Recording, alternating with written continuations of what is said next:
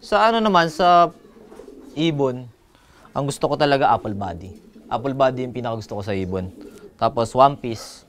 Pero pagka nagpe-pairing ako, kung makapansin nyo sa pairing ko, yung mata, hindi parehas. Kung magpe-pairing ako, pearl eye to orange, pearl eye to red eye. Ganyan lang yung pairing ko. Sa eye sign kasi, tinuturuan ako ni Ka Nelson. Siya yung nagtuturo sa akin kung ano yung dapat kong pagparisin. Hindi ako nagpaparis ng pearl to pearl. Ang ginagawa ko lang, base sa natutunan ko sa kanya, pearl eye to other color. Yung tinuturo pa niya sa akin na isa, yung sa ano ng mata, yung maliit na pupil, ipaparas mo sa sabog. Yung sa tuldok lang. Kaya yung pairing ko, more in ano ako, nag-base ako sa eye sign din. Kung ano yung tinuro niya, yun lang din yung ginagawa ko.